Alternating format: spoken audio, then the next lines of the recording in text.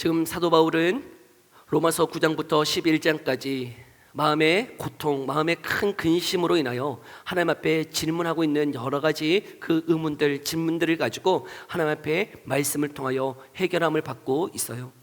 이 사도 바울은 지금 이방인의 사도로 부름을 받았지만 자신의 동족 유대인들은 그 하나님의 사랑에서 끊어질 것 같은 그 환경들을 바라보며 안타까워하고 있는 것이죠.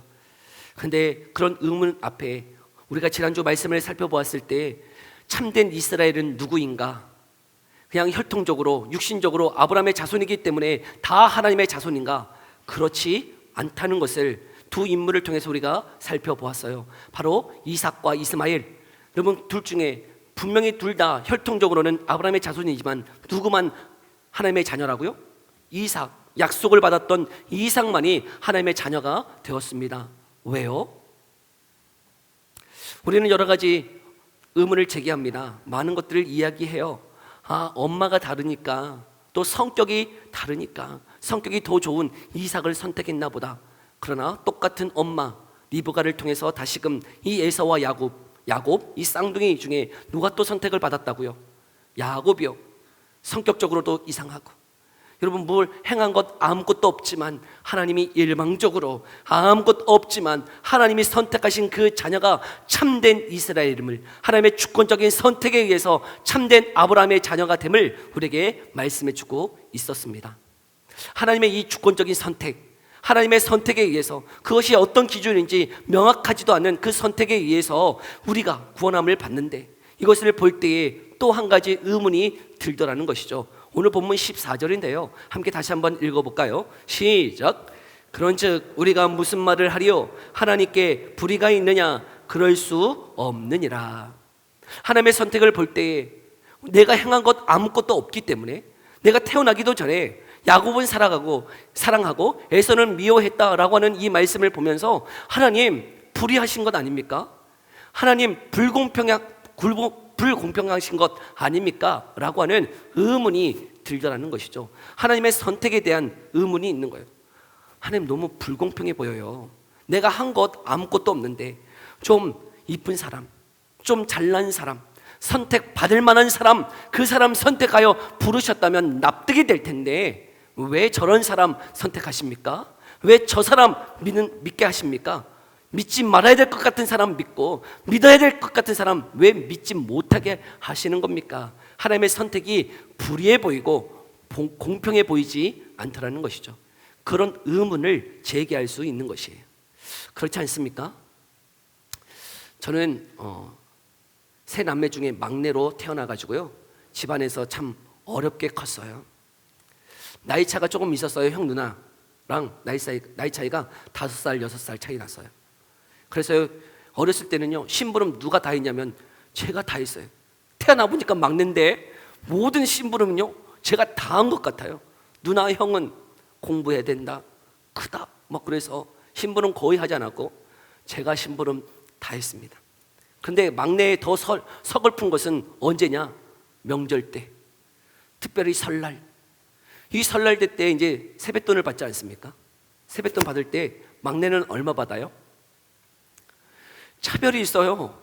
형 누나들은 뭐 초등학교 올라갔다 그래서 더 주고, 나는 어리니까 또 10,000원 주고 5,000원 주고 막 이러고, 형 누나 또 중학교 뭐 고등학교 올라갔다 그러면 너는 아직 초등학생이잖아 그러면서 또 10,000원 주고, 저는 올라가지가 않아.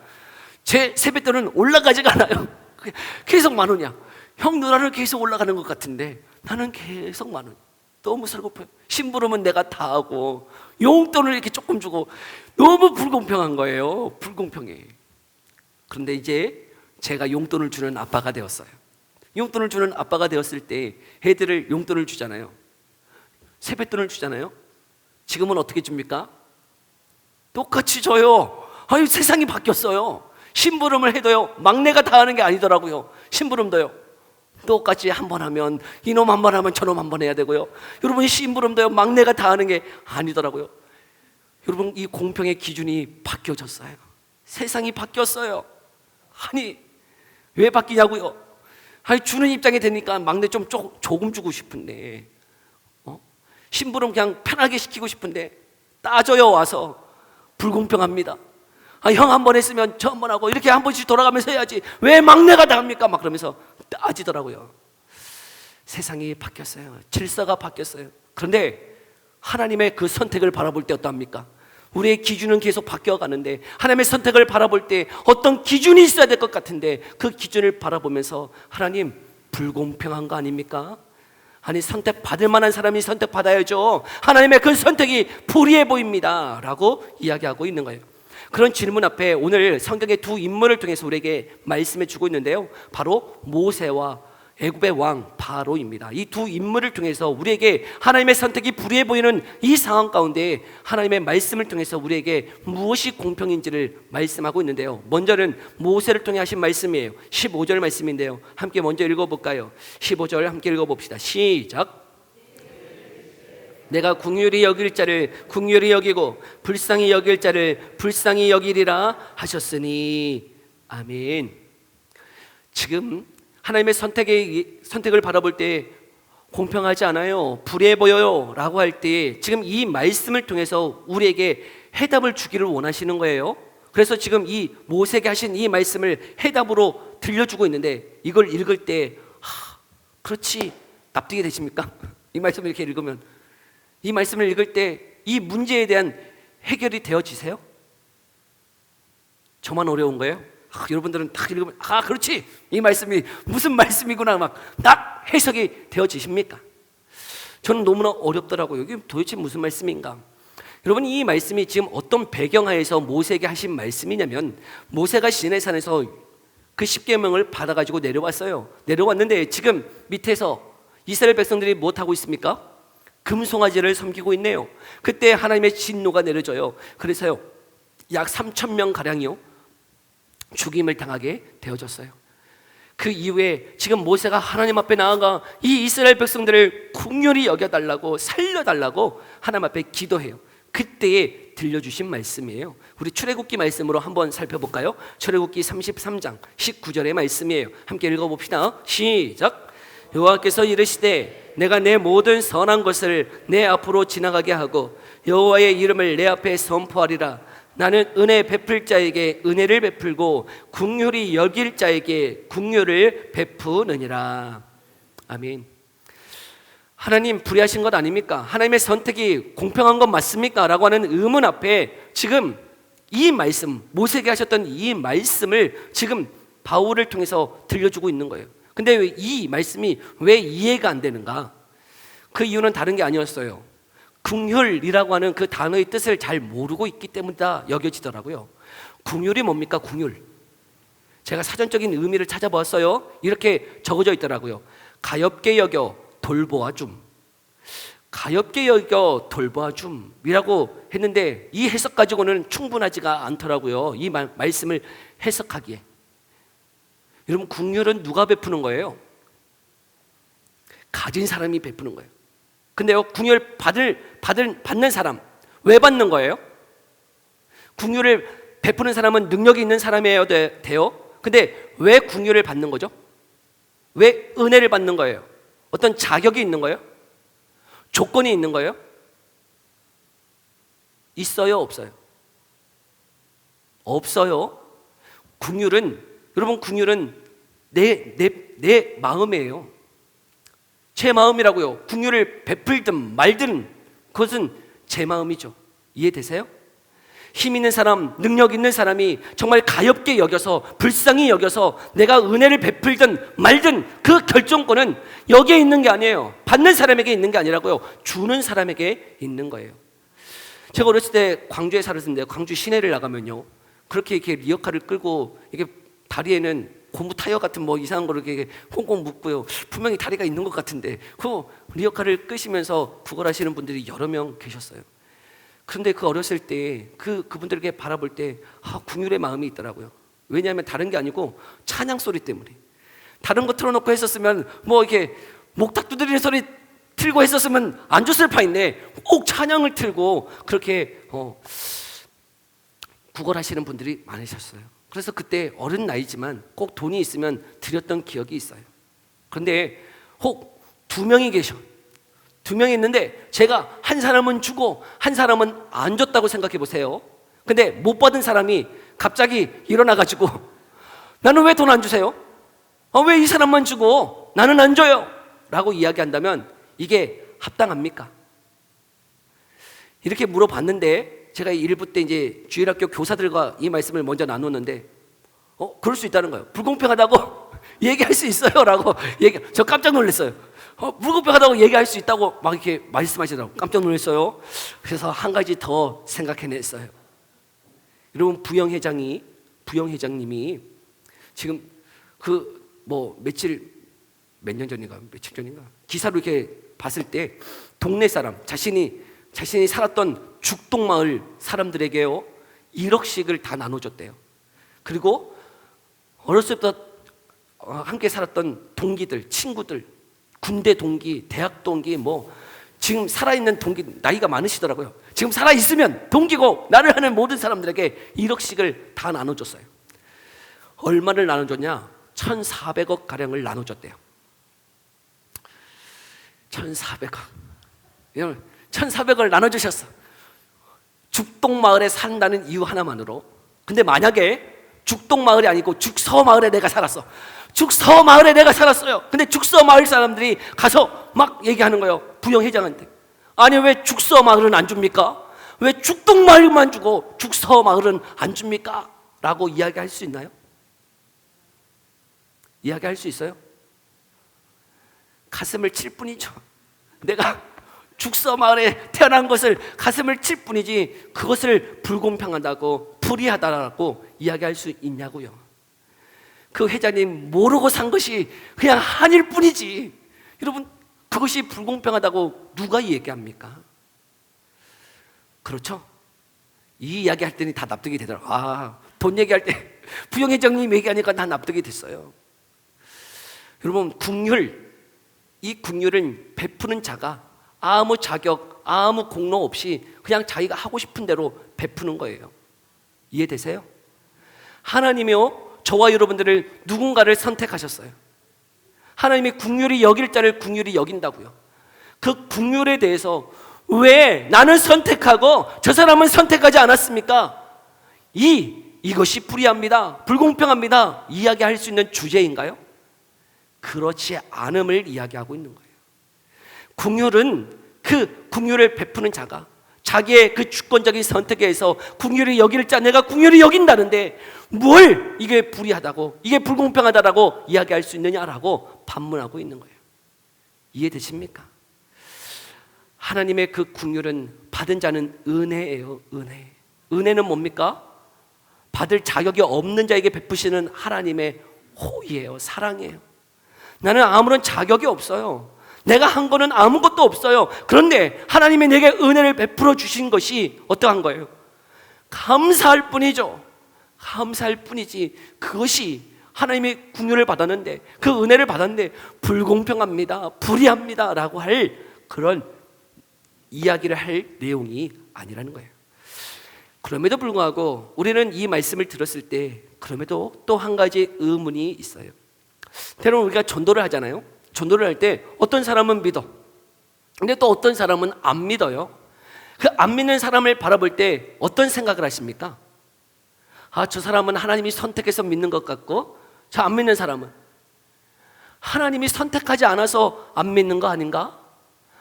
야곱은 사랑해서 하나님 자녀가 됐고, 에서는 하나님이 미워했으니까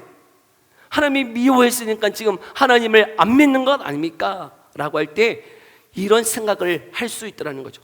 하나님 불의하세요.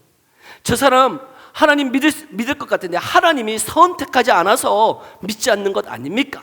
라고 하는 이야기를 할 수 있다는 것이죠. 이해되세요? 이 주제에 대해서 또 바로 애굽의 바로 왕을 통해서 우리에게 말씀해 주고 있어요. 17절 18절의 말씀이에요. 한번 읽어볼까요? 17절 18절이에요. 함께 읽어봅시다. 시작.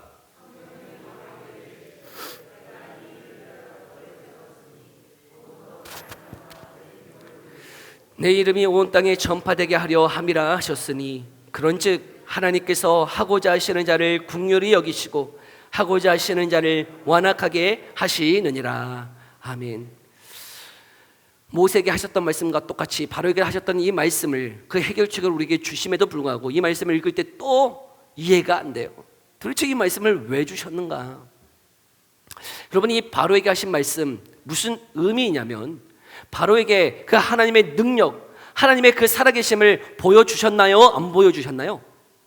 보여주셨다는 거예요. 바로 왕에게도 하나님의 살아계심, 하나님의 능력을 바로에게도 보여주셨어요. 하나님은요, 이 로마서 말씀을 시작할 때부터 하나님의 능력, 하나님의 그 신성을 이 모든 만물에게 보여줬다라고 말씀하고 있어요. 로마서 1장 20절인데요. 우리 한번 읽어볼까요? 로마서 1장 20절이에요. 함께 읽어봅시다. 로마서 1장 20절 시작. 창세로부터 그의 보이지 아니하는 것들, 곧 그의 영원하신 능력과 신성이 그가 만드신 만물에 분명히 보여 알려졌나니 그러므로 그들이 핑계하지 못할지니라. 하나님은 은혜를 베푸실 때요, 믿는 자들에게만 은혜 베푸심이 아니에요.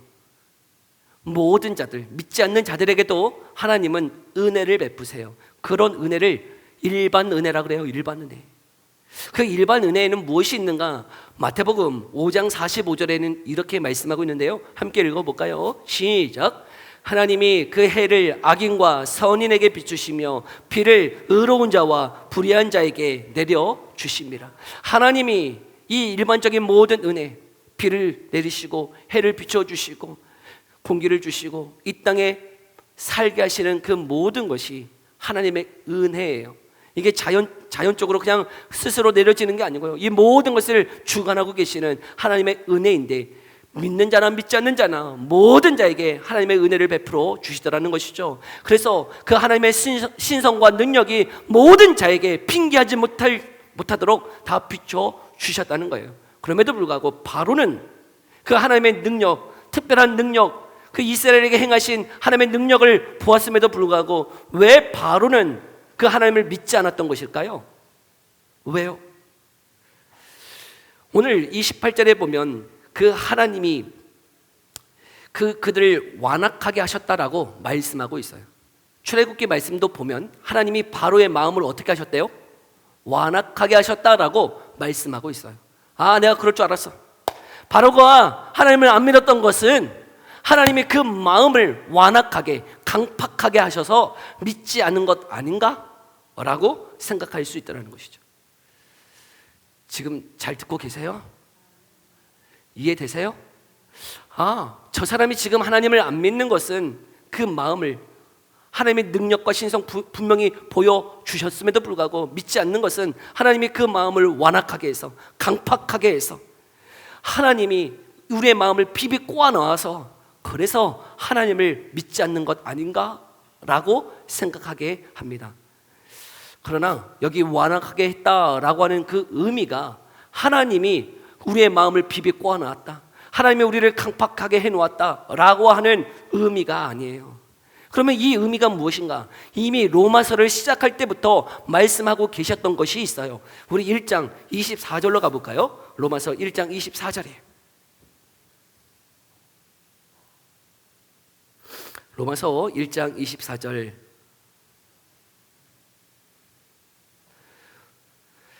우리 함께 봅시다. 1장 24절 시작. 그러므로 하나님께서 그들을 마음의 정욕대로 더러움에 내버려 두사 그들의 몸을 서로 욕되게 하게 하셨으니, 26절에는 그들을 부끄러운 욕심에 내버려 두셨다. 28절에는 그 상실한 마음대로 내버려 두셨다. 이 내버려 두심이 지금 어떻게 표현되고 있는 거예요? 완악하게 하셨다는 거예요. 하나님은요, 그 정욕대로, 그 상실한 마음대로, 그들의 뜻대로 살도록 하나님은 어떻게 하신 거예요? 내버려 두심이에요. 내버려 두셨는데요, 그 내버려 두신 것 또한 하나님의 무엇 가운데 있는 거죠? 하나님의 모든 주권적인 섭리 가운데 있는 거예요. 하나님의 통치 가운데 있는 거예요. 그 통치를 강조하는 표현으로 하나님이 완악하게 하셨다라고 말씀하고 있는 것이지, 하나님이 그 마음을 비비꼬아서 하나님을 믿지 못하도록 하나님이 그렇게 하셨다는 의미는 아니라는 것이에요. 혹 하나님이 우리의 마음을 비비 꼬아 넣어서 우리가 하나님을 믿지 않는다면 우리가 지옥에 갈 때 왜 우리가 지옥에 가는 거예요? 그 모든 것을 누구한테 돌릴 수 있죠? 그 책임을 누구한테 전가할 수 있는 거예요? 하나님이 우리의 마음을 비비 꼬아 놓아서 내가 하나님 믿지 못한 거 아닙니까? 하나님이 내 마음을 완악하게 해놓았기 때문에 내가 하나님 믿지 못한 거 아닙니까? 그 책임을 전가할 수 있다는 거예요. 그러나 그런 의도로 말씀하시는 게 아니에요. 하나님은요, 우리의 마음을 어떻게 해놓으신 거예요? 내버려 주시는 거예요. 그 죄인의 상태에서 그 상실한 마음대로, 그 정욕대로, 그 뜻대로 살도록 하나님은 그 선택하지 않은 자들을 어떻게 하셨다고요? 내버려 두셨다고요. 여러분, 자녀들과 이야기할 때 뭐 학교를 어디로 가야 될까요? 취업을 어떻게 해야 될까요? 내가 누구랑 결혼해야 될까요? 막 조언을 구해요. 근데 부모님이 이렇게 얘기를 계속하는데 듣지를 않아. 그때 마지막으로 선언하는 말이 뭡니까? 네 마음대로 해라. 네 마음대로 해. 여러분, 이것은 어떤 의미예요? 관계를 끊어버리겠다는 소리인 거죠. 네 마음대로 해. 지금 하나님이 그렇게 말씀하시는 거예요. 저와 여러분들은 여러분 어떤 상황 가운데 있는가요? 다 죄인이에요. 하나님 앞에 구원을 받을 만한 어떤 자격도 없는 자들이에요. 그래서 하나님은 처음부터 저와 여러분들을 어떻게 해놓으셨나요? 네 마음대로 살도록, 네 뜻대로 살도록, 네 마음대로 하도록 하나님은 관계를 끌어놓고 있으셨어요. 그런데 그 중에서도 어떤 자들을 어떻게 하신 거죠? 긍휼히 여겨주셨다고요. 긍휼히 여길 자를 하나님이 긍휼히 여겨주셨어요. 은혜를 베풀어 주셨어요. 선택하여 하나님의 자녀 되게 해주셨다는 것이죠. 우리를 그냥 내버려 두지 아니하시고 내 뜻대로 살도록, 내 정욕대로 살도록, 내 마음대로 살도록 내버려 두지 아니하시고 완악하게 강팍하게 하지 아니하시고 우리를 어떻게 하셨다고요? 긍휼히 여겨주셨다고요. 불쌍히 여겨주셨다고요. 여러분, 그것이 은혜인 줄 믿습니다. 그럼 그런 긍휼, 그런 은혜를 누가 받는 것인가? 오늘 본문은 16절 이렇게 이야기하고 있어요. 우리 마지막으로 16절 함께 읽어볼까요? 시작. 그런즉 원하는 자로 말미암음도 아니요 다른 박질하는 자로 말미암음도 아니요 오직 긍휼히 여기시는 하나님으로 말미암음이니라. 아멘. 누가 선택을 받는가? 누가 그런 긍휼을 받을 수 있는가? 내가 원한다고, 하나님, 나 하나님의 자녀 되기를 너무 원해요. 기도하고 애쓰고 그런 사람 간절히 사모하는 자에게 주신대요. 자신의 원함으로도 말미암음이 아니라는 거예요. 다른 박질, 곧 내가 수고하고 애쓰고 그런 긍휼을, 그런 은혜를 받기 위해서 내가 막 헌신하고 달려가는 그 애씀 때문에, 그 수고 때문에, 그런 달리기 때문에 우리를 구원해 주신다고요? 아니라고요. 오직 무엇 때문에 그런 긍휼을 받는다고요? 오직 긍휼히 여기시는 하나님으로 말미암음이니라. 그 긍휼, 하나님의 선택을 받을 때에 우리는 생각할 때 내게 무슨 자격과 조건이 되어서 선택을 받은 것처럼 생각하는 경향들이 있어요. 아, 내가 이뻐서, 내가 잘나서, 내가 하나님의 선택을 받으면 내가 잘 믿을 것 같아서, 내 믿음이 좋아서, 내가 헌신하고 주님을 따르기 때문에, 내 성품이 좋아서, 내 기질이 좋아서 나를 선택하셨는가 보다. 그렇다고요? 아니라고요? 일도 없다고요. 내 무엇을 보시고 선택함이 일도 없어요. 오직 그 선택은 무엇으로 말미암음이라고요? 오직 긍휼히 여기시는 하나님으로 말미암음이다라고 말씀하고 있는 것이죠. 그래서 은혜인 거예요. 여러분, 긍휼은 다른 게 아니에요.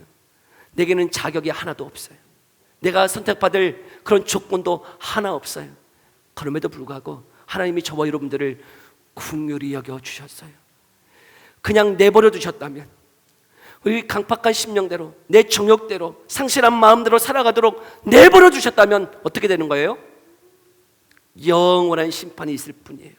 근데 내버려 두지 아니하시고 하나님이 어떻게 해주셨대요? 긍휼히 여겨주셨어요. 우리를 은혜로 보듬어 주셨어요. 하나님의 자녀 삼아 주셨어요. 내가 한 것 아무것도 없는데, 내게는 그 선택받을 만한 자격 조건 아무것도 없는데 저와 여러분들을 구원해 주셔서 이 자리에 지금 그 하나님을 예배하는 줄을 믿습니다. 그것이 깨달아져야만 여러분 그 하나님을 예배할 수 있어요. 그 은혜가 깨달아져야 그 하나님 앞에 온전한 감사가 나오더라는 거예요. 네, 때로는요 이 말씀을 이해할 때 우리의 이성으로 아직 다 납득이 되지 않는 어떤 범위들도 있을 것이에요. 나는 자유의지가 있는데 하나님이 다 아시는가 보다. 하나님이 다 아시네, 다 아셔. 내 자유의지는 어떻게 되는가?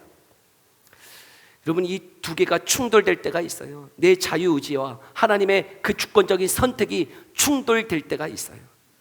그런데요, 우리의 이성을 초월하여서요, 하나님은 우리의 자유의지, 여러분 충돌하여서 그렇게 선택하시는 걸까요? 잘 이해가 안 되시죠? 집에 가서 생각해 보세요. 때로는 내 자유의지, 분명히 우리에게 자유의지를 주셨지만요, 여러분 다 이해되지 않는 그 하나님의 은혜, 하나님의 선택, 하나님의 주권에 의해서 저와 여러분들이 예수님을 믿고 나오게 하셨다는 사실이에요.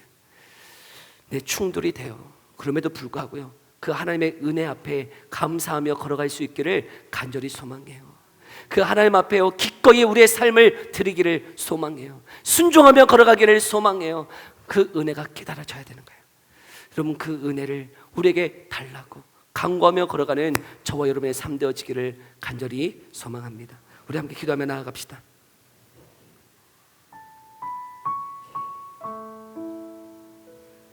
우리 이 시간에 들은 말씀 생각하며 함께 기도합시다.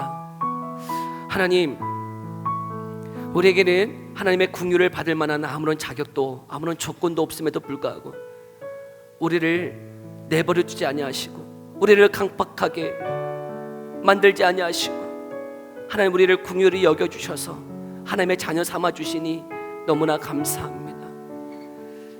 하나님의 주권적인 그 선택 앞에 하나님 감격하게 하시고 감사가 회복되게 하시고 온전히 하나님을 예배하며 걸어가는 삶이 되어주도록 은혜 베풀어 달라고 우리 들은 이 말씀 가지고 우리 함께 기도하며 나아갑시다. 기도하겠습니다.